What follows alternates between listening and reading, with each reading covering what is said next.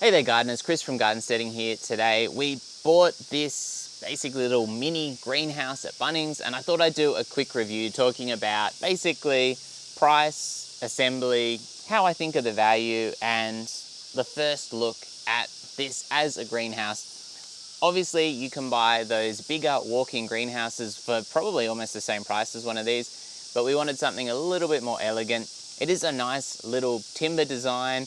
It's fairly easy to put together, but I think for 150 bucks, it's a little bit on the pricey side for what it is, if you ask me. But let me go into a bit more detail.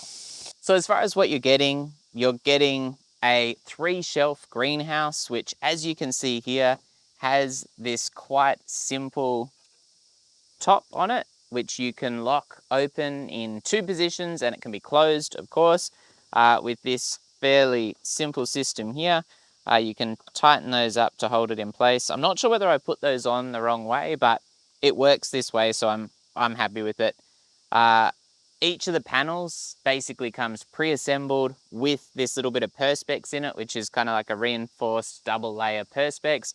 That lets the light in. Obviously, it's going to capture the heat. It's not super airtight, but it's pretty good.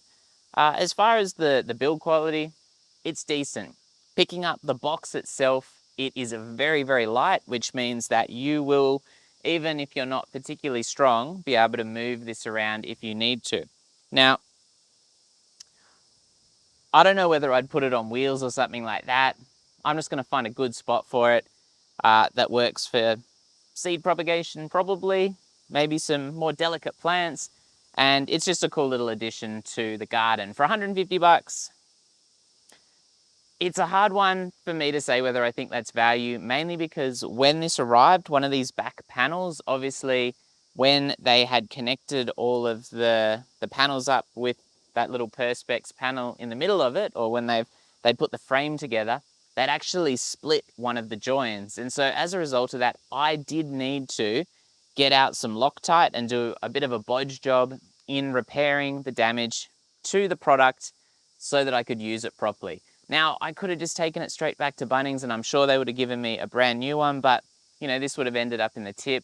It would have wasted my time going to Bunnings, would have wasted petrol and money. And I think basically it was the right thing to do to repair this because it wasn't that difficult. But at the same time, if you're charging 150 bucks for the product, it shouldn't be arriving with damaged pieces of frame. Now, the thing to keep in mind is this timber is quite light. It's not quite balsa wood. It does have a really nice timber smell to it, which I'm not sure if it's the real timber that smells really nice or whether it's just that they've put something on it. It does have like a very light seal of some type on it, some kind of maybe oil or something, but you know, it's not oily, but it's obviously been somewhat sealed. And what you're doing is you're basically screwing this whole thing together. There's not a lot of pilot holes for you to use. There are some on some very limited panels, but generally speaking, you're kind of lining things up and screwing things in by hand, and you do need to be careful. I've got a little bit of a split here where one of these top screws has gone in, where it's just split the top there. I really took it easy putting this together because I do think it's going to be an easy product to damage if you're really gung-ho putting it together. I didn't use my little electric drill. I did everything by hand, which slowed me down a little bit, but did mean that I could be a little more controlled. And I'd say probably my biggest frustration was actually getting some of the screws, because there's no pilot holes or no pre-drilled holes in places, getting them in and getting them to bite because they're kind of a self-drilling timber screw. And as a result, things like the hinges here, the alignment of the screws I've put in isn't great. But that is on me to an extent, I would say. And I did this all on my own. I think having another person there to just hold things and steady things, that would probably help, because when you're holding the door on and you're putting the hinge in, you're kind of using all your hands to do that. But I mean, the finished product is pretty good.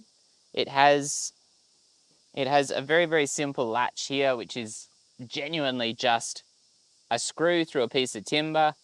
What else has it got? I mean, yeah, like I said, these hinges on the back here are very, very simple indeed. There's just like a butterfly bolt on the back to basically, I guess, lock that in position so you don't have to worry about it snapping down on you. So that does the job, but is a pretty simple system, I would say. Just to give you an example of it snapping down. And I would be careful moving this around. I would be careful putting too much weight into it. Even though these shelves in here are, you know, somewhat sturdy, they are providing a lot of the structural strength for this. And so I wouldn't be putting super, super heavy pots in there if you can avoid it. But yeah, I mean, overall, I'm pretty happy with it. I think as long as it lasts and it doesn't fall together, which part of that is going to be us being a little bit careful with it, but nothing unreasonably so. And as long as we get a couple of years out of it, I think it'll be a pretty good addition to our gardening. 150 bucks, like I said, because it arrived damaged and I needed to do some repair work, I'm less impressed with the price with that being in mind. If it was cheaper, I'd be probably a little bit more accepting of that fact. And yeah, overall, it's a pretty cool thing. The assembly was fairly easy. Like I said, having an extra set of hands would really, really help. And there's kind of no two ways around that, but it's not strictly necessary. And the big thing was certainly getting a lot of the screws started. Probably, if I was really being super careful with this, what I would have done is I would have got a really small drill bit and just pre-drilled where I needed to get those screws in, just the tiniest bit, just to make sure they were going in straight and easily. And I reckon that would probably have improved just getting those screws in. So, I mean, yeah, there's not much to it. And as you can see here, the doors don't line up great. And I did go out of my way to kind of pack them down the bottom to try and get that alignment right. It's a little bit flimsy. It doesn't look like a master carpenter has made this. It does look like a fairly cheap product. But from a glance at a distance, I think it certainly stands up. And yeah, I think it's all right. I would say there's little things like this latch could be something a little bit fancier. If you're charging 150 bucks, why don't you put like a nice little latch on? You could probably do some nicer handles as well.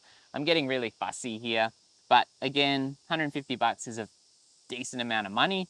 And yeah, there's room for improvement. There's definitely room for improvement, but overall it's hard to complain. One thing I did do with the assembly is once I got all of the outside panels done except for the doors, I put the shelving in just because it gave the glass house, or the greenhouse I should say, it's not glass. I put the shelving in earlier than the instructions said, because in doing that, it gives the whole thing a bit more structural integrity. I'll be interested to see. I don't know if I'd really be super keen to leave this out in really heavy rain, but I guess depending on where we end up leaving it, we'll see how that goes. And yeah, and I guess points of note that they do point out in the instructions is obviously these hinges, they're on the outside here and here and down the bottom.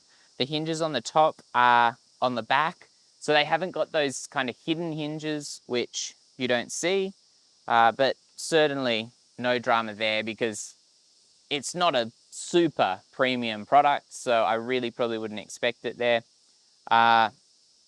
Yeah, overall, pretty happy. A little bit frustrating with the damage. Be very, very careful getting those screws in not to split the timber, and I think you'll be right. And I think you'll be fairly happy with this.